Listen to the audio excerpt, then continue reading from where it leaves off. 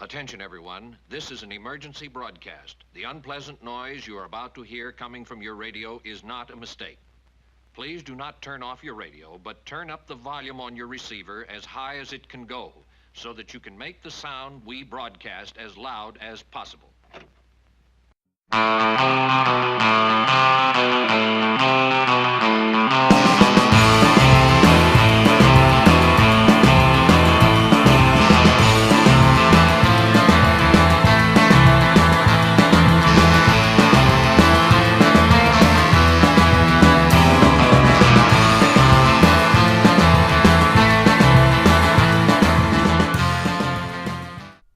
Good evening. Good evening. Welcome back to Positively Horrid. With me, as always, is my ray of sunshine. Miss Amanda Lane Olson. And your psychotic slasher with a heart of gold, Will Liam. Psychotic slasher with a heart of gold. Mm-hmm. I don't think I've ever met one of those before you. A black heart of gold. It's black gold. I don't think that's a thing that exists. Texas black. It's oil. I have an oily heart. Okay. And Doctor this says that's bad. And this is Positively Horrid, your horror movie podcast with a morbid affection for the macabre. This evening, we watched Halloween 2018, which is the scariest year imaginable. Oh, it really is. This is the spookiest year yet.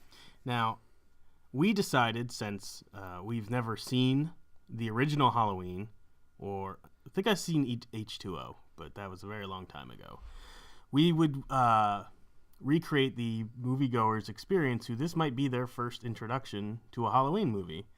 And we went and saw 2018's Halloween before we've seen any of the other ones, which we do plan to review. Absolutely. But just that way we're not relying on any previous knowledge that we have already gleaned through those experiences, I guess.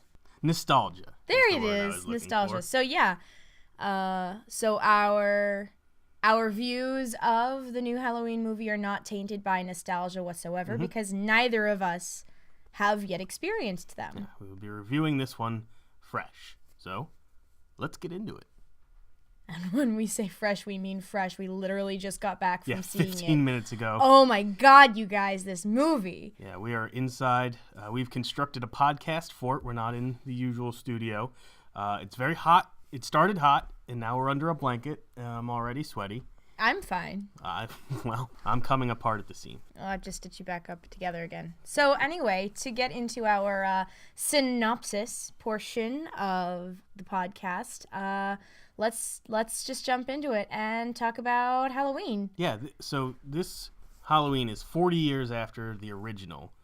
Now, I have a vague understanding that Halloween 2 takes place in the same night, but it wasn't clear if this movie includes Halloween 2 in the canon.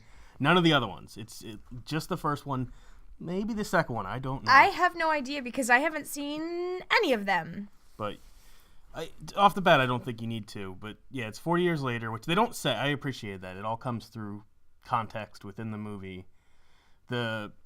We open with what you would think would be the main characters at this point. These two journalists. British journalists. Yes. Stuck-up British journalists who are at the asylum that Michael is being held in, and they want to interview him, even though he has not spoken a word in 40 years. Yes, indeed. And they begin by talking to Dr.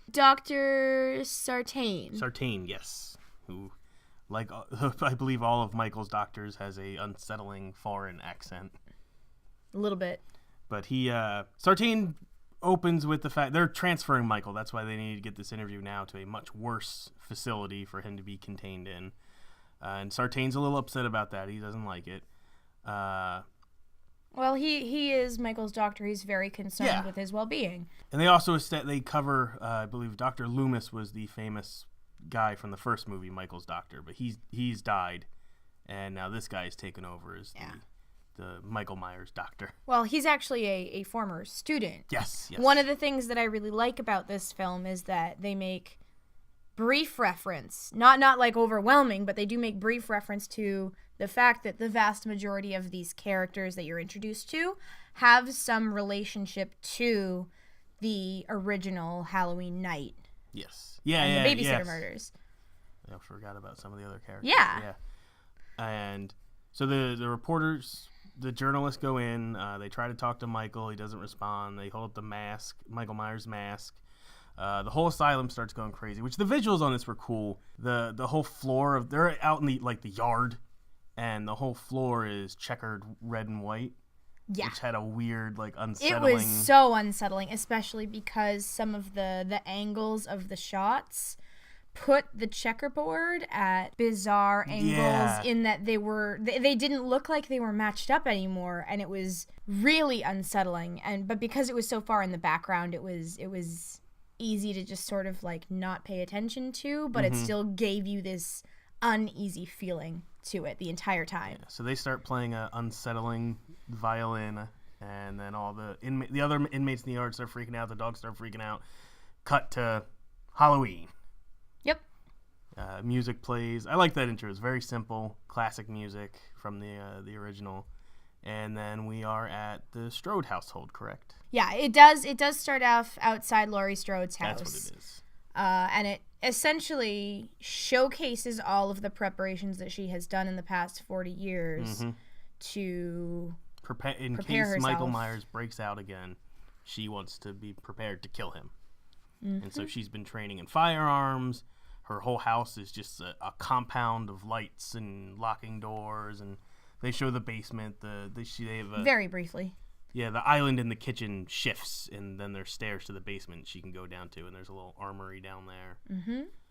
Then the journalists show up, and then we find out that they are podcasters. Yeah. Which I guess you could, NPR journalists have won awards for podcasts and stuff, but they're podcasters. Although the woman hastily speaks over the man who says that they're doing a podcast and says that they're investigative journalists to make them sound more but legit. I think he was being honest. He was being honest, honest, by and the way he said it. So they essentially bribe Laurie $3,000 in cash in an orange envelope. Laurie lets them in, reluctantly.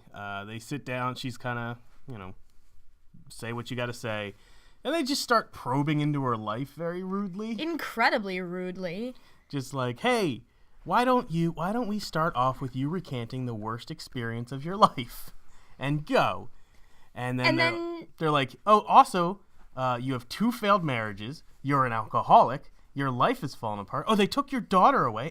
How's your relationship with your daughter? And Laura's like, hey, guys. Kindly fuck off, wouldn't you? Give me $3,000 and leave my house. Well, don't forget about the part when they first barged in and they were like, we don't think that it's fair that blah, blah, blah, blah, blah. Michael Myers, he is just a person. He's a human being. Yeah.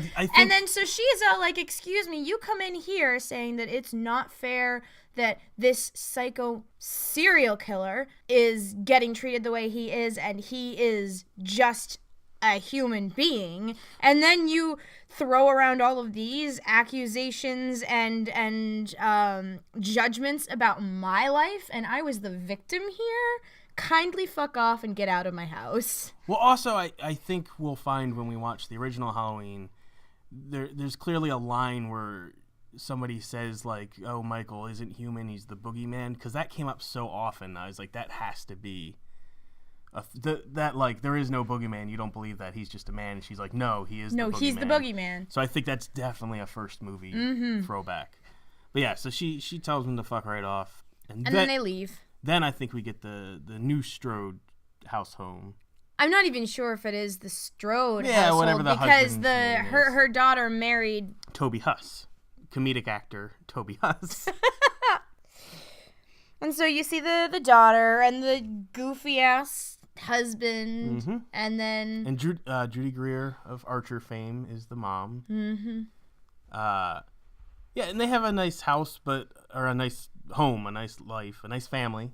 Yeah, absolutely. The dad's nice, but the daughter won some award for school, and she was in the National Honor Society. She was inducted into the National Honor Society. And she asks, "Hey, did you call Grandmom to see if she can come to the ceremony?" Her mom's like, "Yeah, I did." And then cut to her walking to school with her friends, and she's like, "My mom's a liar. I called my grandmother. She didn't talk to her." Part of Laurie's training was she also wanted to train her daughter to be prepared in case Micheal Myers shows up. Yep. So Karen had this terrifying childhood. Yeah, just learning to shoot and fight and be afraid. All the time. And then when she was 12, social services took her away. And I don't know where the resolution with that happened, but now they never gave her custody back. They established that in the... Right, but I don't know how they like reestablished a connection between them is the thing. But I don't think that's as important. Yeah. But so Allison, Laurie's granddaughter, wants to have a relationship with her grandmother and has been reaching out. So she has these asshole friends, basically. I thought they were all right. They exploded somebody's pumpkin on the sidewalk. That was pretty funny. It was still a dick move. Like, what teenager? I don't know where. Well, what town I don't know is what this state taking they're place? in that they can get M80s that easy. Yeah, right? But yeah, so essentially you find out that they're like your typical like horror movie teenagers where like Allison has this like super popular kind of dickish boyfriend, but she's like, nah, he's a good guy, he's great. And then there's the goofy friend, and then there's the like her best friend and her best friend's boy, and they're all a thing. And then there's a dance at the school that night. Yes. And they've been talking a whole bunch about that. We go to that night. Because that's when... the transfer happens. The transfer happens. Oh, that's right. And Laurie goes out to watch it, and she's sitting in her car with a gun outside of the asylum, drinking, just freaking out because she can see Michael, and they don't show his face. It's always been like they never show his face. Yeah, I didn't know if I wanted, but yeah, they do never show his face, which I liked. They do kind of show the side, and he's got like old man scruff and stuff. Yeah, so I like that he's aged too. Yeah, but you just kind of see his blurry outline getting onto the prison bus, and Laurie screams, and then it's the dinner. With Allison, the boyfriend, and the parents, and they're having a nice time. Standard goofy dad being a weird dad to boyfriend. Yep, exactly. And boyfriend trying to be funny to dad, and it's kind of failing because he's not sure where the line is with the daughter and everything. And then Laurie shows up. Well, not after Allison is like, hey, Mom, did you talk to Grandma again? And we're all expecting her to be a big fat liar again, and then she actually shows up. Well, so she shows up. She's trying to be friendly. She's drunk, and then just picks up wine off the table and starts drinking. And because she's just had this terrifying experience. Yeah, I'm not blaming. I'm just saying that's what happened. But of course, the Karen and her husband are being pretty terrible in regards to... Well, at first they're like, I thought you stopped drinking, but then they're like, put the past behind you, get over this. I thought you were going to try to get over this, Mom. Yeah, it was I thought you were putting the past behind you, Mom. And they were just being really shitty about her, mental health. And we're not being supportive at all. And we're just like, I think you should go now. I think you need to go out and get some air. You need to go. And so the dad is like apologizing to the boyfriend, and then Allison goes and comforts her grandmother. Yeah. Because she's a good doobie. Then we get to a young boy and his way too old father, casting issues, on their way to go night hunting, which I'm pretty sure means that deer in the headlights hunting. That's very illegal, because I don't know what other kind of hunting you do in the middle of the night. Me neither, actually, honestly. Actually liked I loved their banter. It's a young kid, and he's like, I don't want to go hunting at night anymore, or during the week anymore, because it gets in the way of my dance lessons.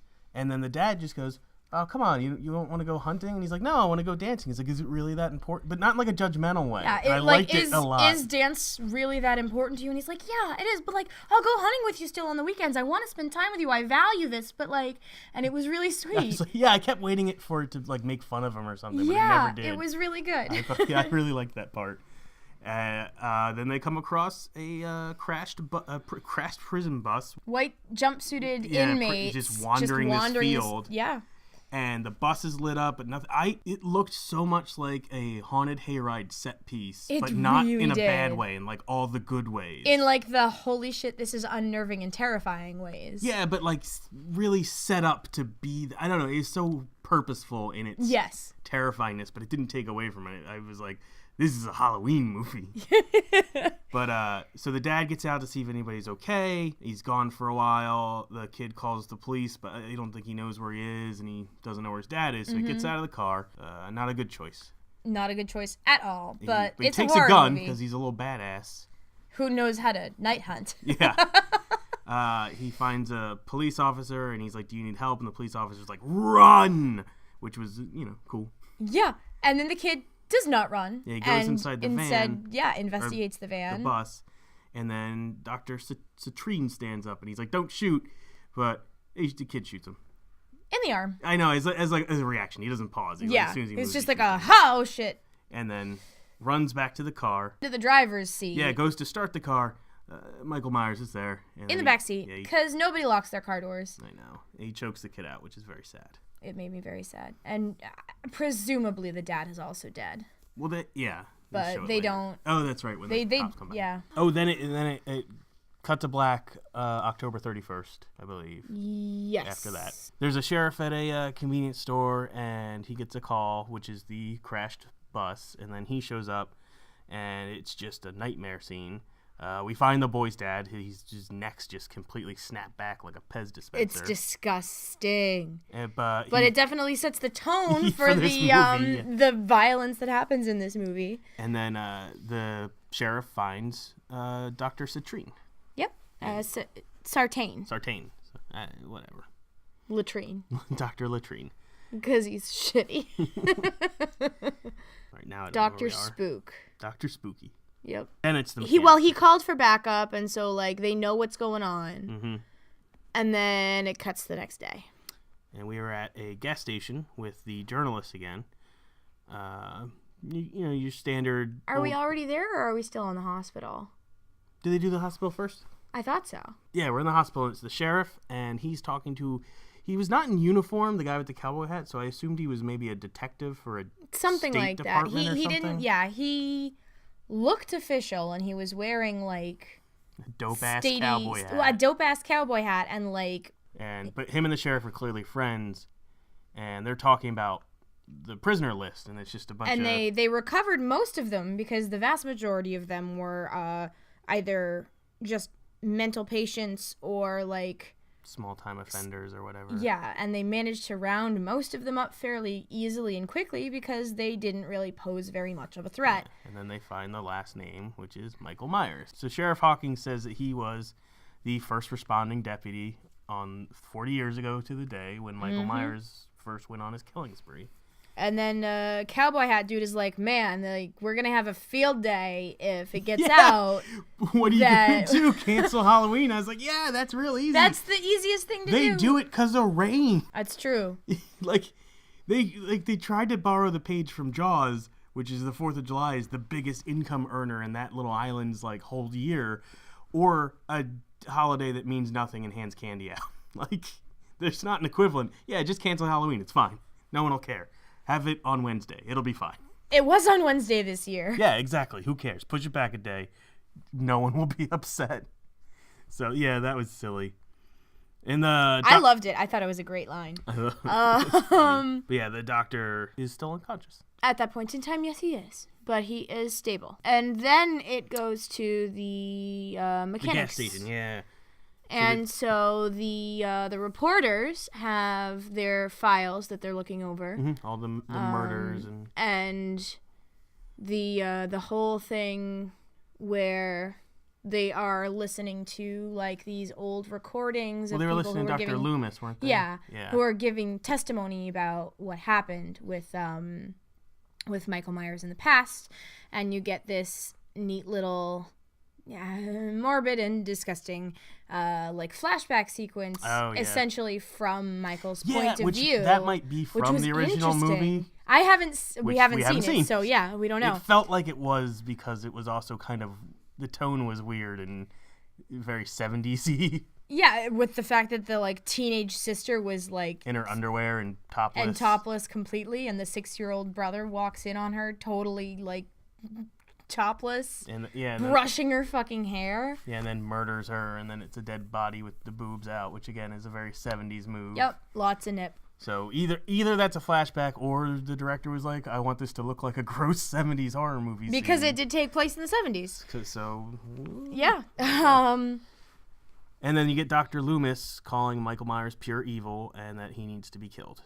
And he just calls it even. He doesn't even call him a man. Like, it needs to be hunted down, and it needs to be, like, Then so, like, they're going through the files and everything, and lady journalist stashes everything in the trunk. Yeah. The lady journalist has to poop. Yeah. I hope she wasn't pooping. She said she had to poop. Did she? Yes, she did. Oh, gross. I know. It's so sad. What a terrible way to go. Seriously. Spoilies. So she goes into the gross gas station bathroom, and then someone comes in after her in the gross gas station bathroom and slowly starts checking the stalls, gets to her, starts jiggling the door. She's like, excuse me, there's someone in here now.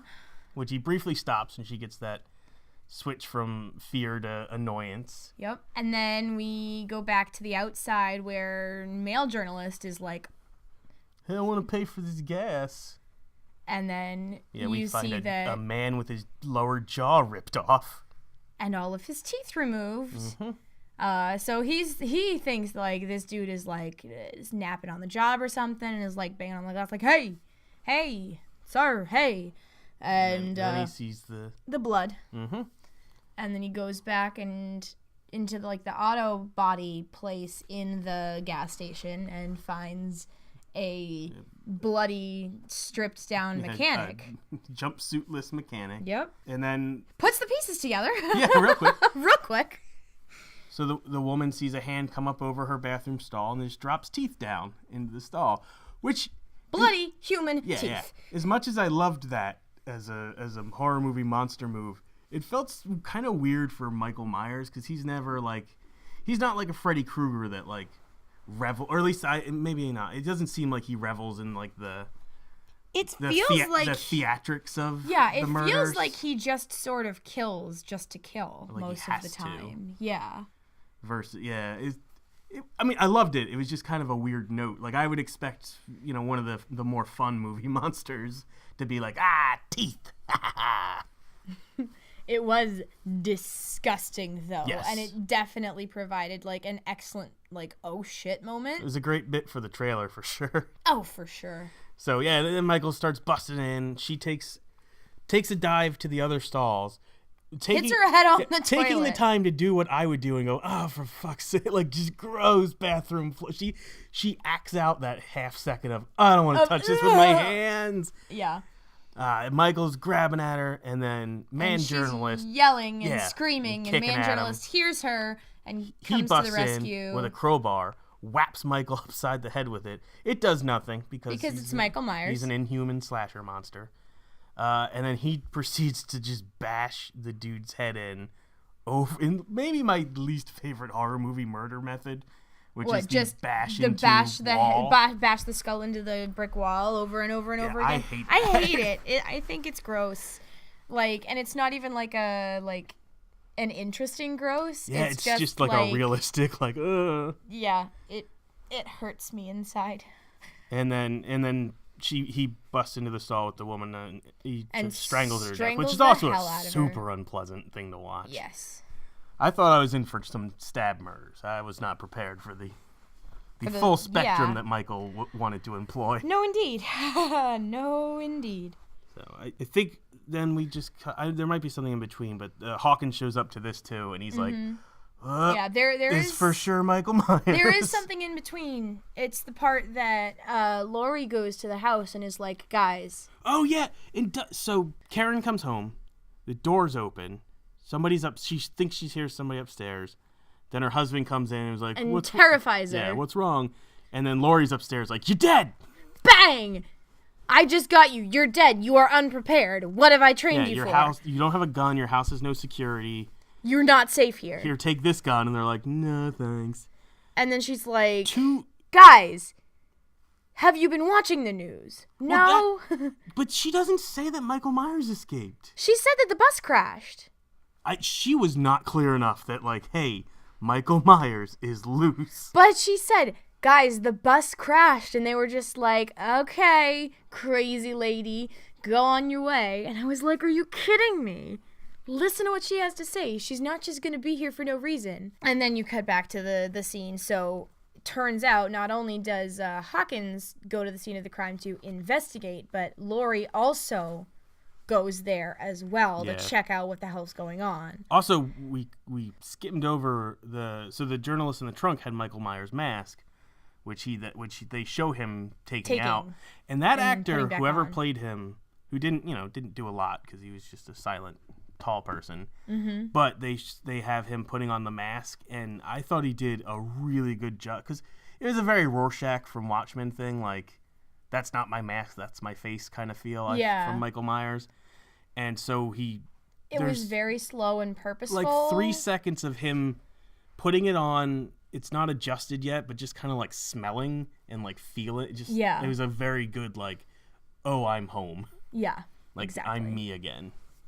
I liked it. And then we get to the most unrealistic part of this movie, the high school dance with the production values of a massive concert.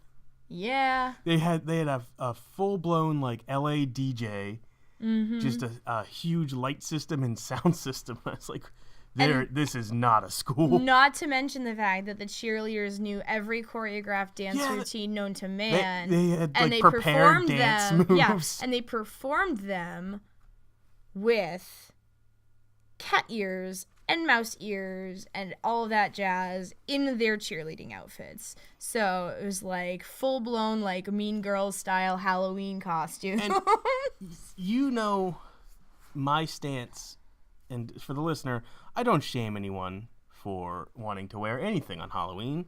You want to dress in underwear? By all means, whatever makes you happy.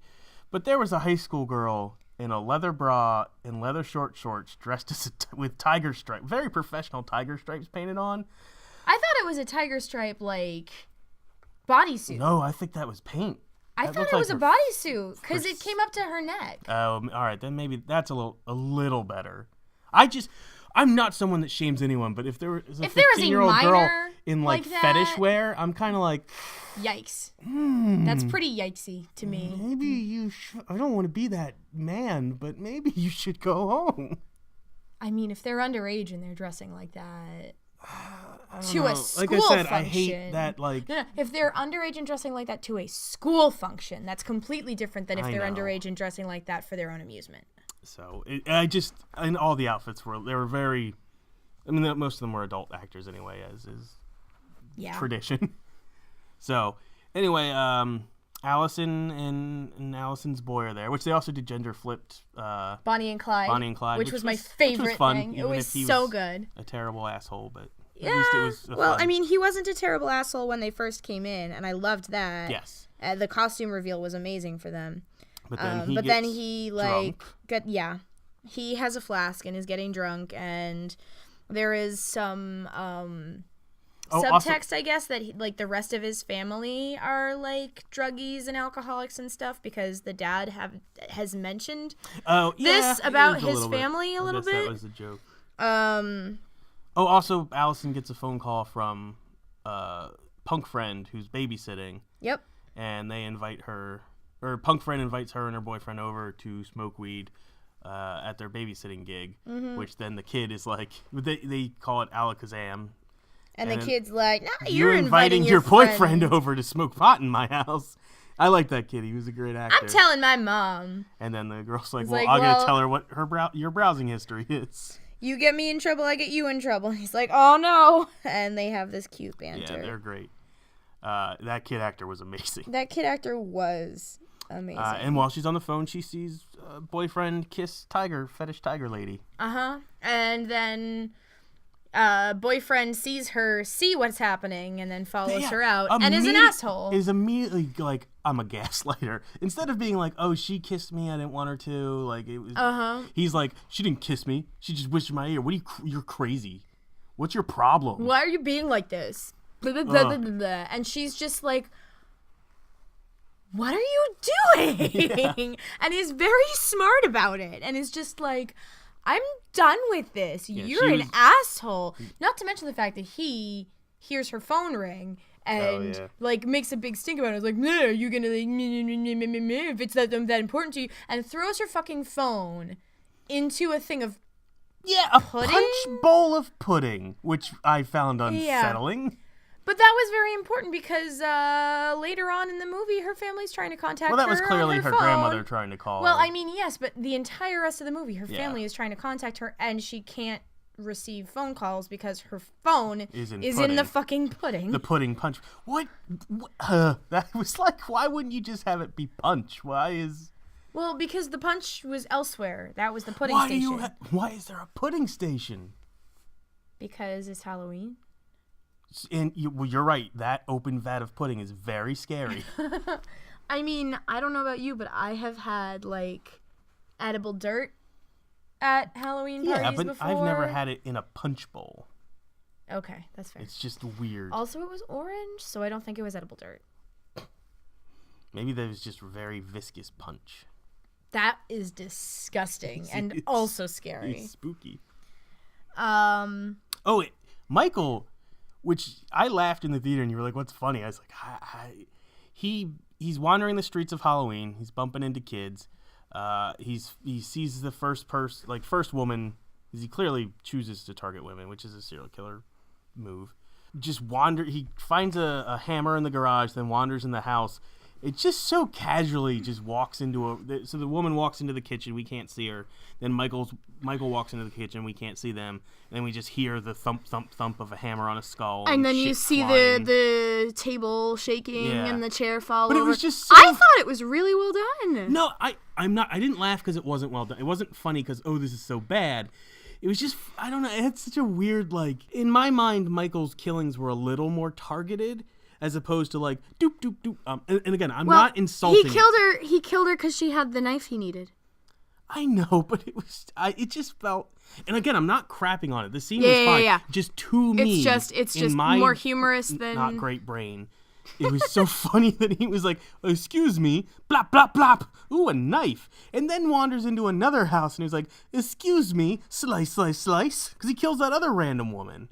And again, it was freaky. He walks up behind, and it was. I don't know enough about his MO to know exactly what his habits are as far as choosing victims is concerned. And I guess he was maybe like, I've been pent up for 40 years. I got some murdering to do. Basically, yeah. So, it was fine. It was freaky. It was establishing his just need to kill. It was just funny to me. I did like that he left the baby alone. Yeah, and I thought about that. He left the baby completely alone. Yeah, there's a crying baby that he looks at. He walks into the room. The woman in curlers who he killed with the hammer has clearly, like, this is her child. And he walks into the room and sees the baby in the cradle and hears it crying and, like, looms over it. And my heart went into my mouth for a minute. And then he just walks away and out the front door. And I was just like, huh. Which I think from just the writer's point, it was supposed to be a subvert your expectations. Like, oh, God, don't hurt the baby, and to give you a little relief when he doesn't. Yeah, and it also makes you think about Dr. Spookface's theories about this guy being, like, a human being and not just this crazy monster psycho killer. I disagree, because the whole time I thought it was okay, because I think he is pure evil. I think, to go back to the Freddy Krueger thing, I think maybe he does feed a little bit on the fear of his victims. Okay. And I think that the fact that baby won't be scared of him, like, I think he looked at it and it didn't change its reaction, and I think he didn't get anything out of it and moved on. Interesting. Because obviously it's because he's a horror movie monster and it needs to be spooky. Yeah, but in that world, his kills are drawn out and he's scaring people. Yes. Like, he looms and then he gets closer and it's slow and methodical, and I think and this is a lot of headcanon from me, but I think in the world he gets off on fear? That process. Yeah, and that baby doesn't give a shit. See, I like that. I like that a lot. But that was not what I thought that particular piece was intending to do necessarily. I personally read that as it was, and it could go either way, but I personally read that as trying to essentially support Dr. Spooky Face's point of view to make him more of a believable and trustworthy character. That was probably maybe part of from the filmmaker point, but in the world canon, I'm a Loomis boy. That's fair. I think he's pure evil. I mean, yes, this is the truth.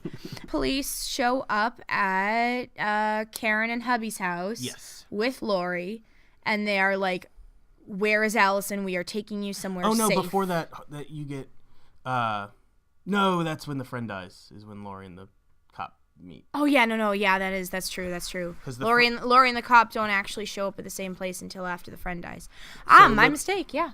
Little kid who's being babysit. Boyfriend comes over. He shows punk girl his tattoo, and then they just start making out.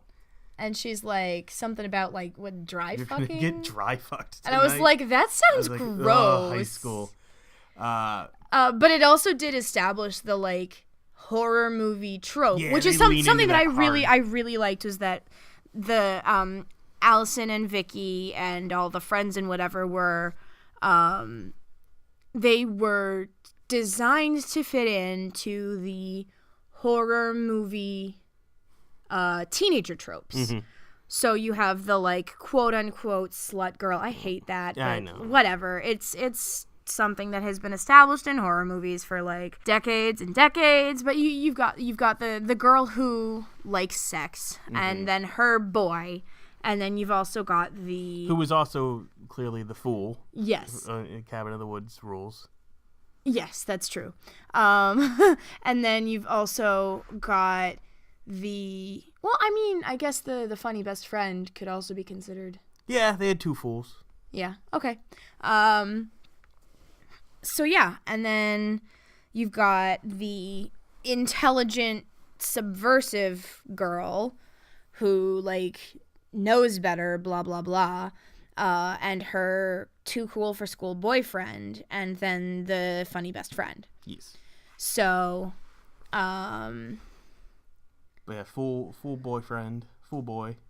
Yes. Comes over, they're making out, and then little kid comes down and is like, hey, because he had gotten put to bed, and was like, there's a monster upstairs. I saw him looking at me. Mm-hmm.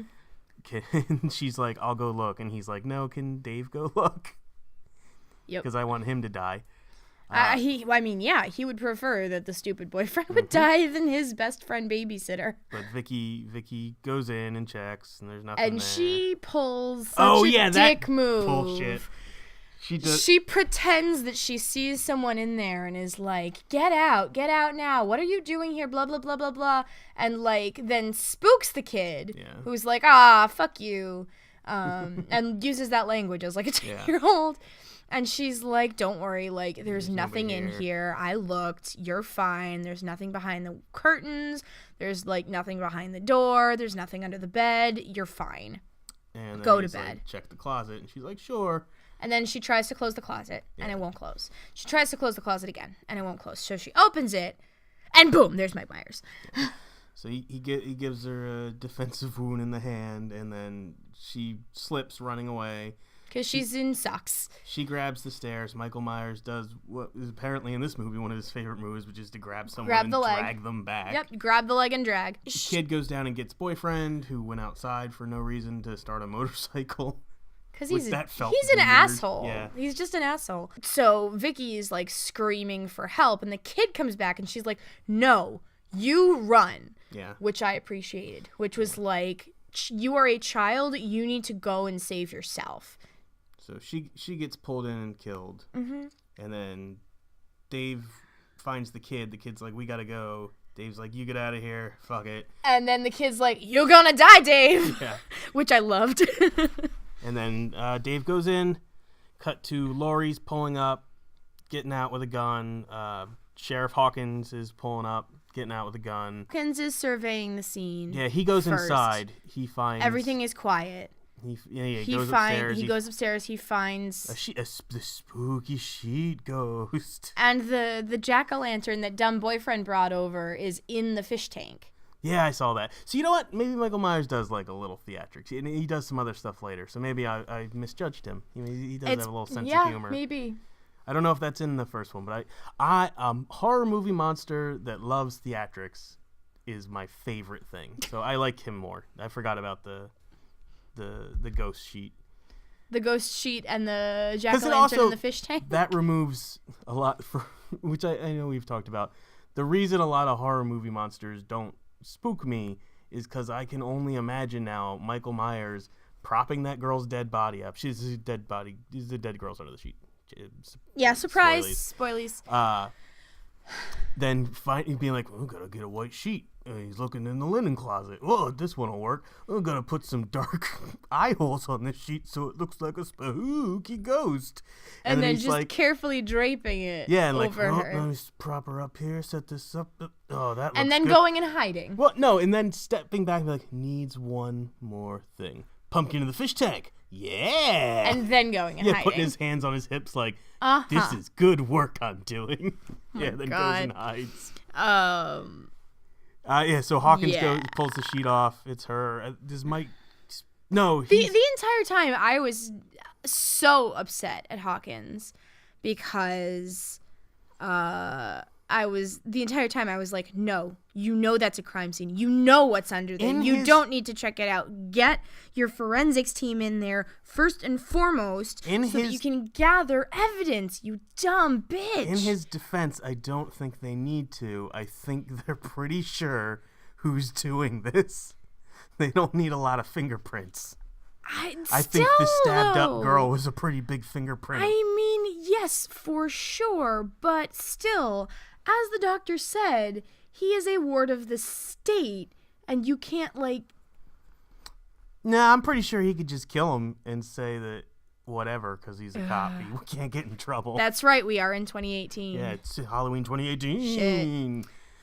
So Hawkins is in there. Laurie's outside the house. She looks up. She sees Michael in the next room, probably about to get up on Hawkins' business. And she shoots at him. Turns out JK is a mirror, but it was a good headshot. It was an amazing headshot.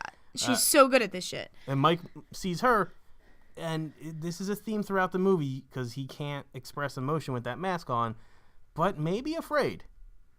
Because he clearly sees Laurie and gives her the look over and is like, peace. Mm-hmm. And leaves. And Hawkins sees him and is like, hey, fuck you. And Micheal Myers is like, I'm out of here. And just goes down the steps. And leaves. And gets shot, I think, in the shoulder by Hawkins. I thought he pegged him. Yes, he did. And Michael's like, gotta go. Bye. And then Laurie and Sheriff almost bump shoot into each other. Yeah, and have a cute meet. A meet cute. That's what that was? Yeah. I thought that I was mean, nice. I read that a little bit that way, I guess, but Yeah, I feel like they already know each other, though. Yeah. So it was just like, what are you doing here? Yeah, he's not like, why do you have a gun? Drop the gun, blah, blah. He's just like, what are you doing here? And she's like, I'm fucking hunting Micheal Myers. He's like, Same. Yeah, I get that. I liked them together. Yeah, I like them together, too. Then they go to the Middle Strahd house, Karen's house. I'm sorry, what did you call it? The Strahd. You know, Strode? Infamous vampire of Dungeons and Dragons. No. Strahd.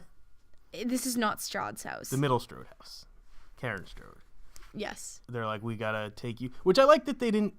The safe place was not the police station. It was Laurie's house. Laurie's, like, bunker of a house. Which, yeah, I agree, but I don't think that's standard police procedure. Not at all. I just think that I will say Hawkins has a thing for Laurie and knows that she could take care of her also family. did watch a little bit of Halloween 4, and Micheal Myers did wipe out the entire police force in that movie. Oh, is that why the police force is so subpar and shitty in this There's movie? only 3 of them. So maybe he was like, yeah, you know what? You take them. We don't want this. Yeah. So you're more prepared than we are. Yeah, so Hawkins is going to go look, and they obviously can't get a hold of Allison because her phone's inputting. Yep. Meanwhile, Allison is walking home from the party with other potential fool who is bad boyfriend's LeFou friend. Yes, exactly. Yep. And doing a class, she's like, "Fuck that guy," and he's like, "Yeah, you deserve so much better. Somebody better. You're so well." He doesn't pull that shit first. I knew he was gonna, but he was doing the actual good guy thing of like, you are amazing, and if anybody. Well, no, but it's still supportive, and I appreciate the, like, you're great, and if they don't see that, then they're an idiot. So anyway, he tries to make out with her. Yeah, and she's just like, what the fuck are you doing? Fuck you. Yeah. Get out of here. I'm sick of high schoolers. Goodbye. And then she leaves, and he spouts off a bunch of terrible dialogue, which is excusable because he's a high schooler and he was drunk. I didn't think it was bad in the movie. Yes. It was just he's a bad person, and yeah. Exactly. And he sees Micheal Myers and thinks that it's the neighbor whose yard he cut through for a shortcut. Yeah, and then I did want to talk about that because I did cover. That's a classic horror movie kill. The like lights on, lights out. Yeah. It's either lightning or a camera flash, or this time it was motion sensor lights, and he just sneaks up on him. And then he does another. The kid gets away because Micheal Myers, not a fast man, but he has to climb over a spiked fence and ends up on the spiked fence. He stabs him, and I thought that was it. I didn't catch until Allison goes back. That he felt his, the entire time that they were climbing over those spikes, I was like, someone's going to get impaled on those spikes. It's like the Chekhov's gun of this is old-timey gothic fences. Yeah, is like you see in a horror movie these spiky spikes, and somebody's going to get spiked on those spiky spikes at some point in time because you've already established that they're there. He gets it right through the jaw. Uh-huh. And then Allison freaks out, runs. Hawkins finds her there. She manages to find some of that's the right. She finds a townspeople. house and someone helps her. Yeah, and someone helps her and calls the police, and they come and pick her up. Yes, with creepy Dr. Spook. Which this had already happened, but Laurie does. He's literally like, I studied Michael, and she's like, oh, you're new Loomis, cool. Yeah, that's literally what she said. Is like, oh, so you are our new Dr. Loomis. Okay, thanks. So Hawkins, Dr. Creeps, and Allison are all cruising around, and Hawkins is like, I'm gonna find this motherfucker, and I'm just gonna kill him. So instead of taking Allison directly to her grandmother's house, they go on a hunt for Micheal Myers. She spots Micheal Myers, and after they're like, we're gonna find him, keep an eye out for him, and just fucking runs him down with the car. Pro move, loved it. Yes. Which again, we both thought. Clearly not Micheal Myers. Clearly a Micheal Myers cosplayer. That was what we both thought, but it was him. Well, yeah. So it kept going because then Dr. Creeps gets out and checks his pulse, and he's like, "You fucking killed him. Fuck you." And the Hawkins, another pro move, is like, "Okay, cool. I'm still gonna shoot him in the head though." Yeah. Which I loved. And that's when Dr. Creeps has this pen that was kind of zoomed in on in a brief scene before. And it turns into a fucking supervillain move. Because that's not a thing. Doctors don't ever like, does anybody have a scalpel? Yeah, cool. Poop. I have my switchblade scalpel I keep on me. So he's a supervillain. He is a supervillain. And then he just fucking stabs Hawkins in the neck. And is all like, so that's how it feels, Michael. Gets real weird. I wonder what his emotional state is Tobey like. Maguire. Yeah, was it Tobey Maguire in Predators? Oh, yeah. That's exactly what it was. Who does the, I'm one of you, I'm a monster. Yep, that thing. And then another great subverting was Allison's freaking out because she can't get out of the car. She sees the sheriff dying. And then Micheal Myers sits up, but it's not Micheal Myers. Fucking Dr. Creeps put his mask on. Uh-huh. Ugh. It was so fucking creepy. Picks Michael up, drags him to the car, throws him in the back with Allison, takes the mask off, leaves it back there with him. And then proceeds to monologue, and then starts taking him to Laurie's house. And he's like, I need to observe Michael in the wild. It's never been, I haven't been able to see him. He's just been in a room. It doesn't do me any good. He won't talk. I need to learn. I need to see what he's going to do given the chance. And he also talks about how they might have this, him and Laurie might have this shared fear of being prey to each other, so they want to be a predator to each other.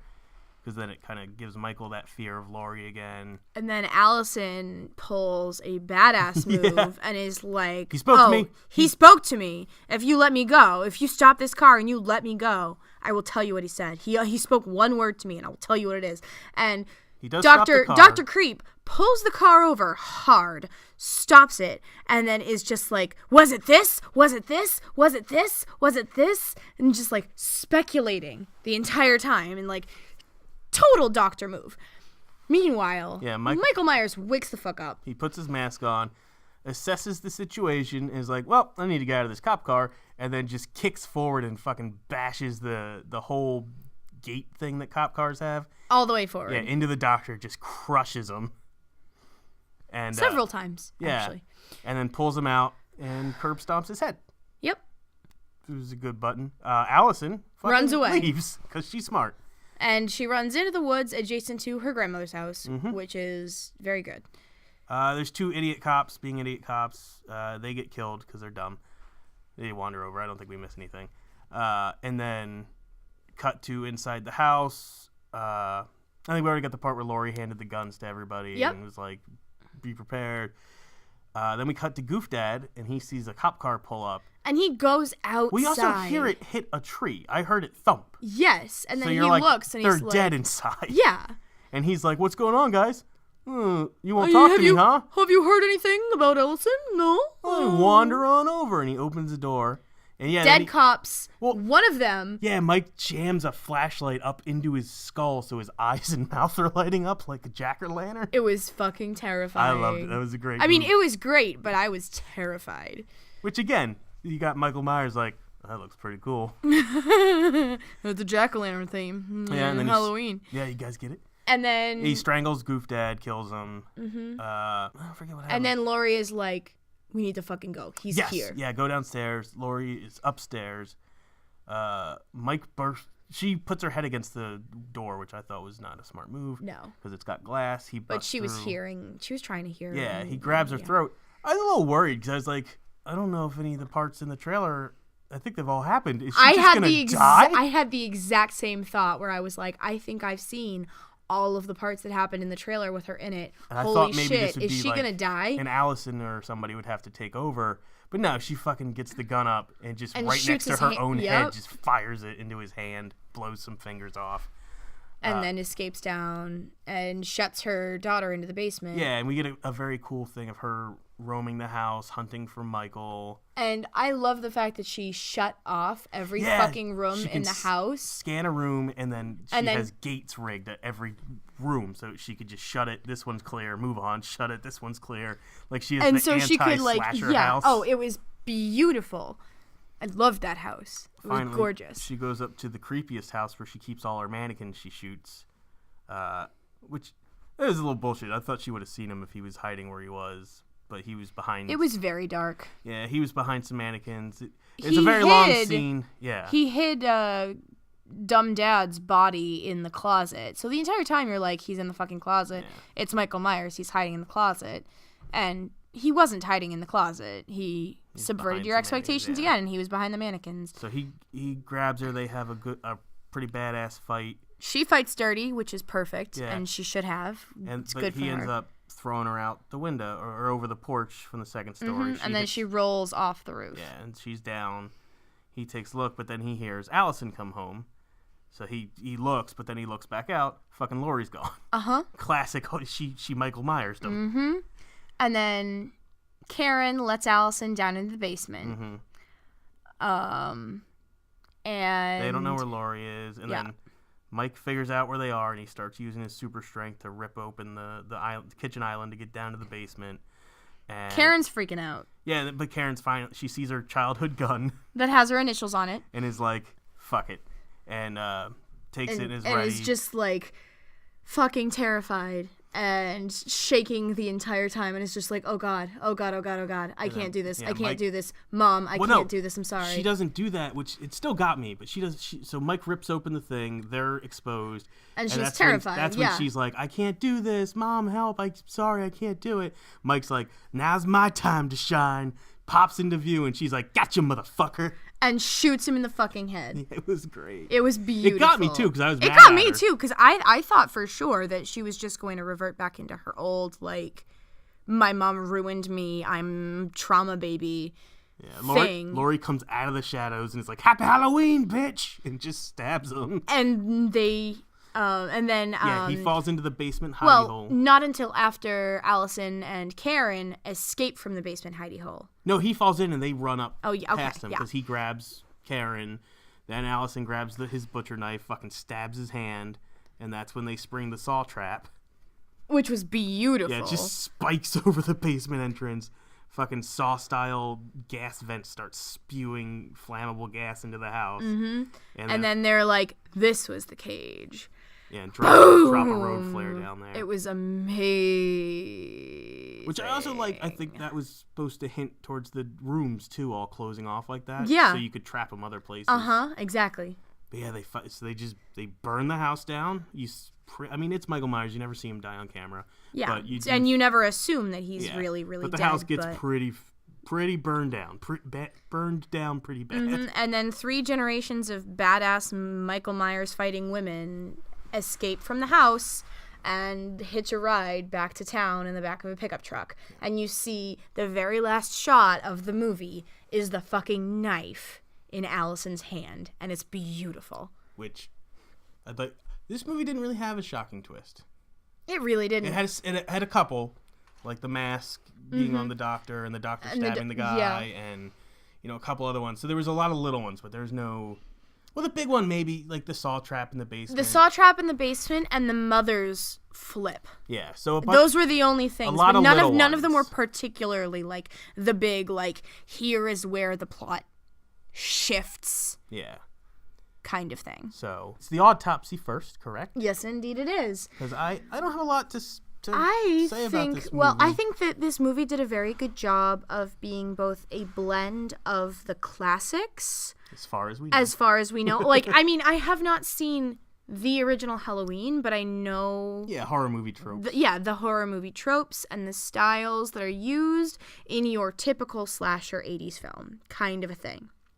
And this followed those along a lot of the time, but it also did a really good job of modernizing them.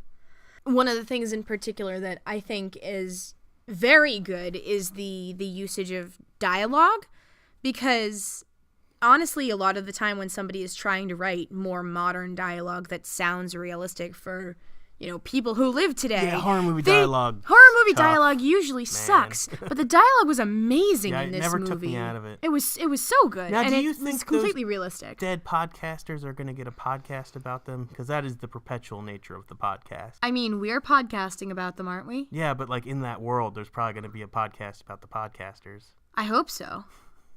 And their quest for truth. Halloween 2019, the naming convention won't work anymore. Yeah, no. Should have a My Favorite Murder cameo. Oh my where they God. talk about Michael Myers. Hell yes. I would love to see an in-world My Favorite Murder with Michael just like a brief, like Myers. When they do like newsreel recaps yeah, in the Marvel movies. I would and they have, love that. Real newscasters and stuff. Just have a brief audio of like, tonight we're gonna talk about Michael Myers and the babysitter killers. Yeah.